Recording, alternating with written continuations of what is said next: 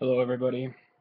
My name is Brandon, aka Be Vicious, and yesterday was a very difficult game to watch as the Buffalo Bills were defeated by the Jacksonville Jaguars out in London, 34 to 31.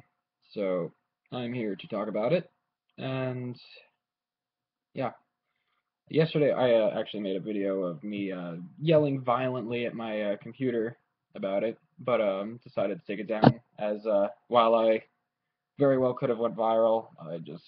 I felt even more like shit knowing that that video was on the internet even for 5 minutes. So I had taken it down, and so now I can talk to you a little more evenly about it.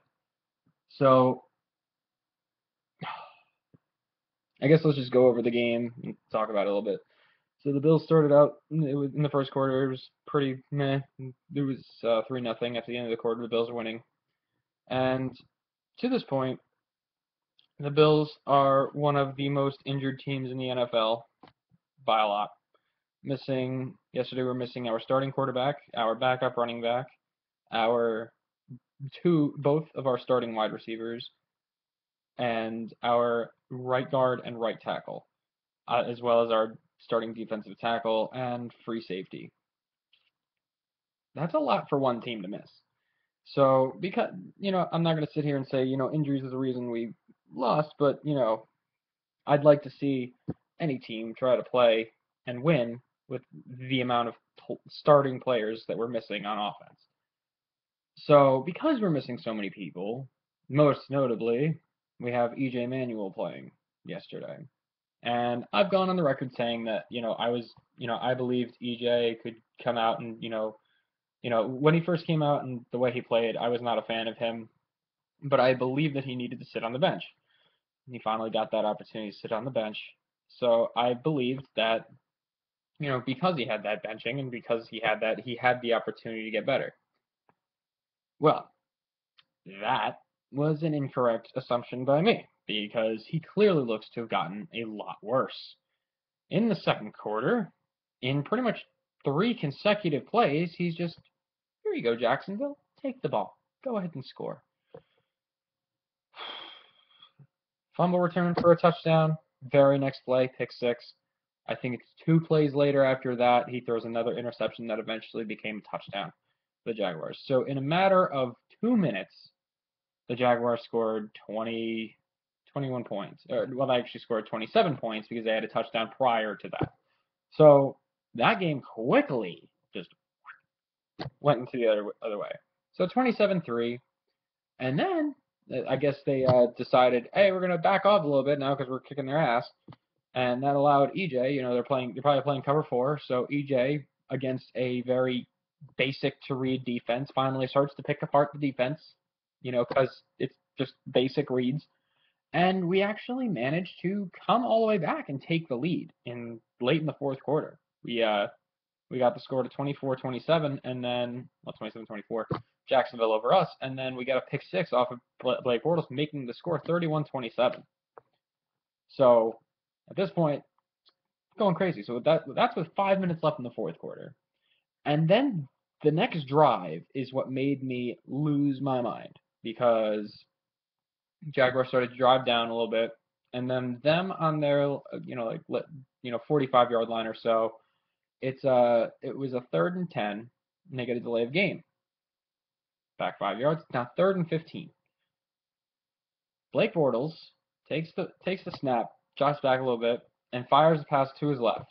I don't remember who the wide receiver was that he threw it to, but Nikel Roby is in front of his man. He's side by side with him, but he has a little step in front of him, probably like that. He's probably a little ahead. This would be Nikel Roby. Here's the receiver, and this is what he does, and this is exactly what Nikel Roby does.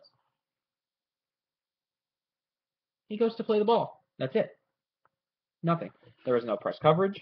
He was playing off the man, did not touch him at all, and they throw a flag. Call a pass interference on him. The worst goddamn call I have ever seen in my life. Hands down. The worst. There was no contact. He did not touch him.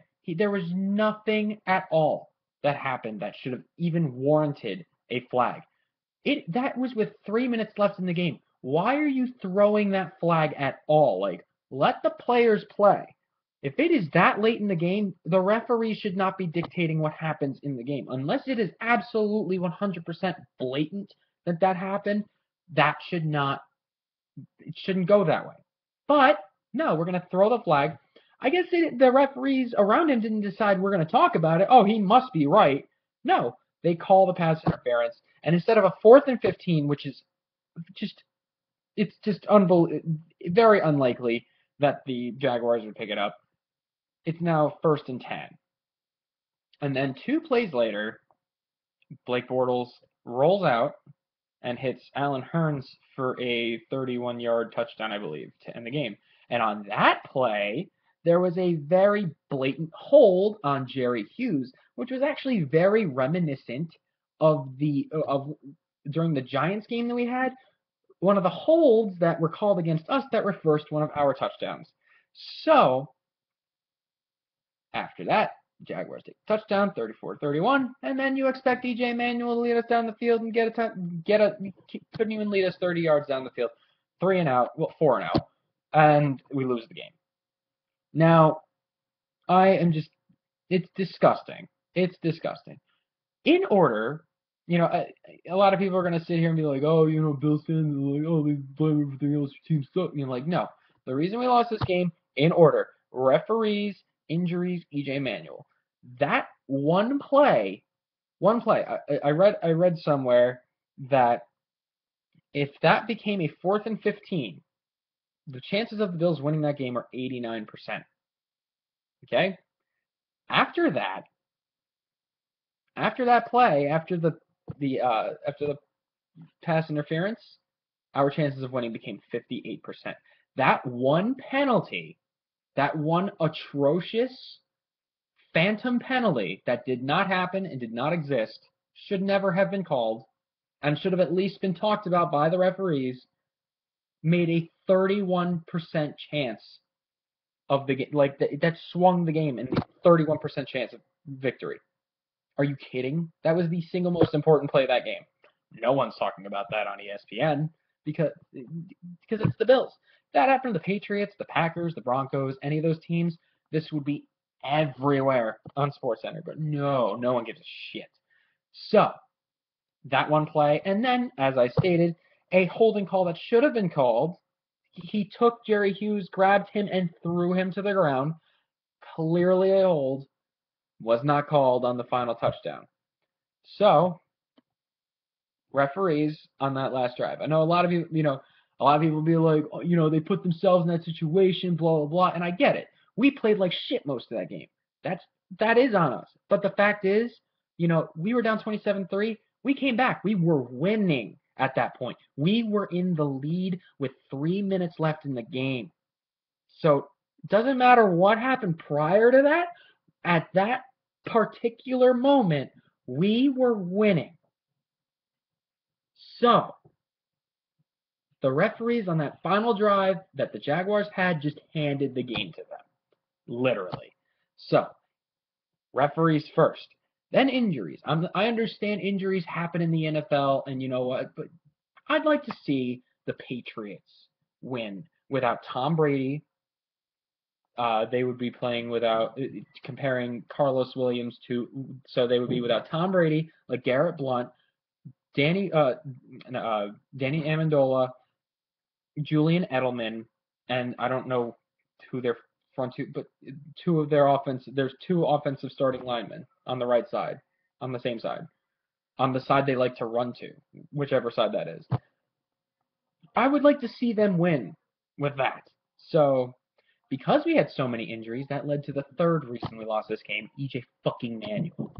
Please retire. You are not a quarterback. It's not happening. It was just atrocious watching you out there. Just, even when we were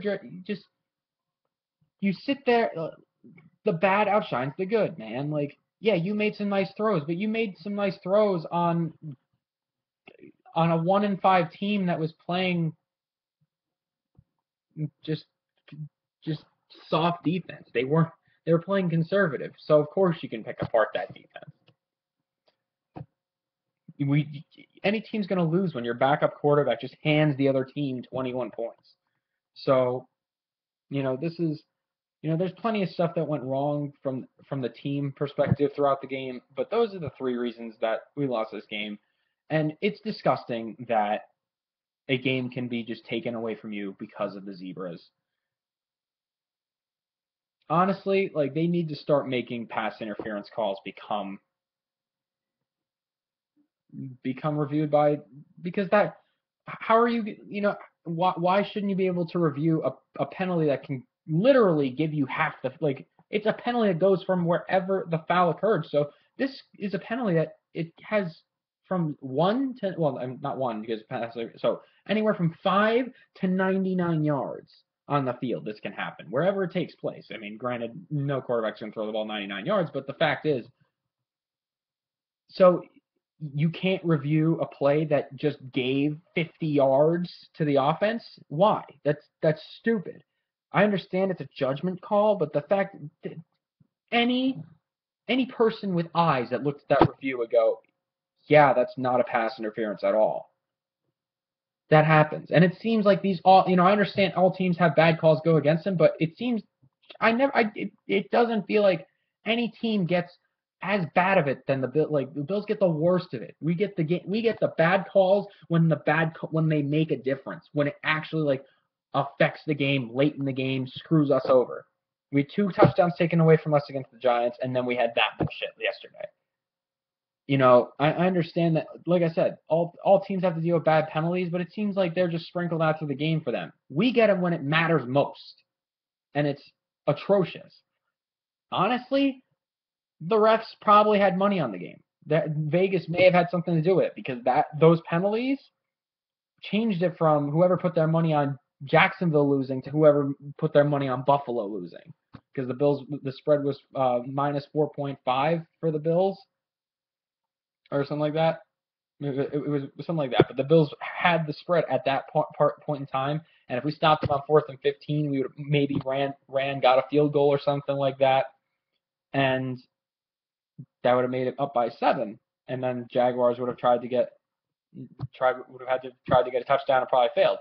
So, it would have just been 31-27, and it was still gone in Jacksonville's favor with the spread. But the fact is, don't tell me that those calls did not have an outcome of the game. It directly screwed us over. Like, everyone will say, "Oh, your defense needs to make that stop." Well, as I stated, go watch that final touchdown. Go tell me that is not. Watch him grab him and pull him to the ground. Why was that not called? You have no problem calling bullshit on them. So it hurts, man. It hurts being a Bills fan. We're now 3-4 entering the bye week, and I mean, luckily the rest of the AFC isn't doing that much this year, but it's just, we should be at least 4-3. We should be in a better spot, and all I want is to see my team make the playoffs. Like, that's it. That's all. It's been 15 years. It's ridiculous. So, going to the bye week. Hopefully we get rested up, and then we get the Dolphins, of which I will actually be at that game. So I will post videos and pictures of that when I go to the game. So, with that being said, go Bills.